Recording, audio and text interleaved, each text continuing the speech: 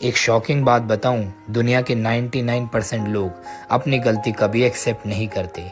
इसलिए del Carnegie ने अपनी world famous book how to win friends and influence people के फर्स्ट चैप्टर में ही क्रिटिसिज्म के बारे में डिस्कस करा है।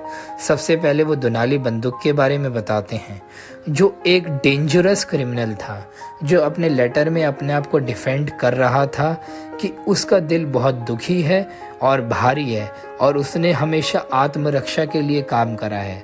और कुछ देर पहले ही जब एक ऑफिसर ने उससे ड्राइविंग लाइसेंस पूछा तो उसने उसको तुरंत गोली मार दी थी। एक इतना बड़ा क्रिमिनल जो अपनी गलती नहीं मान रहा, तो आम लोग कहाँ अपनी गलती मानेंगे। और ये समझना भी ज़रूरी है कि क्रिटिसिज्म जनरली वर्क नहीं करता।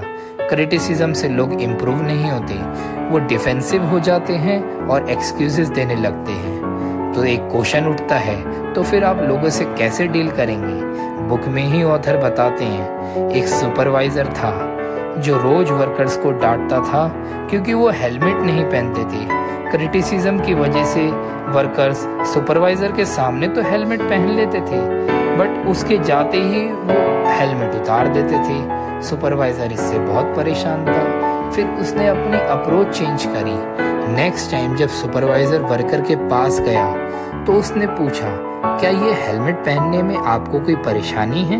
क्या ये कंफर्टेबल नहीं है? अगर ये आप हेलमेट पहनेंगे तो आप सेफ रहेंगे और फिर आपकी वजह से हमारा जो प्रोजेक्ट है वो भी पूरा हो पाएगा।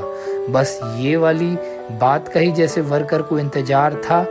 इसके बाद वर्कर्स ने कभी भी हेलमेट नहीं उतारा, चाहे सुपरवाइज़र सामने हो या सामने ना हो।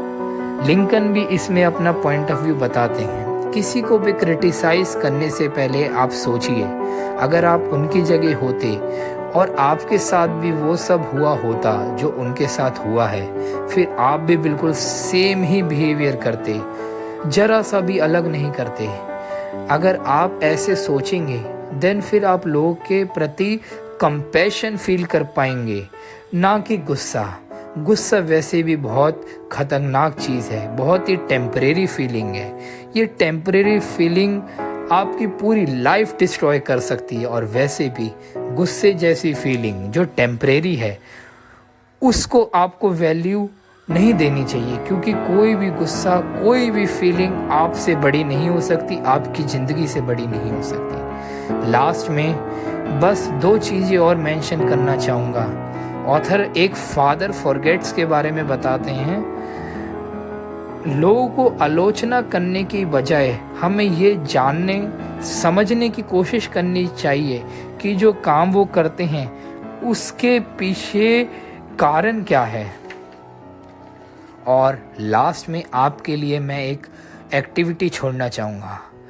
खुद से आप क्वेश्चन कीजिए, जब जब आपने कोई मिस्टेक करी है, क्या आपका दिल कहता है उसे पब्लिकली एक्सेप्ट करूं? जैसे आपका दिल एक्सेप्ट नहीं करना चाहता अपनी मिस्टेक्स को, वैसे ही कोई भी अपनी मिस्टेक्स एक्सेप्ट नहीं करना चाहता और क्रिटिसिज्म को पसंद नहीं करता। इसलिए डेल कार्नेगी कहते हैं, don't criticize, condemn and complain.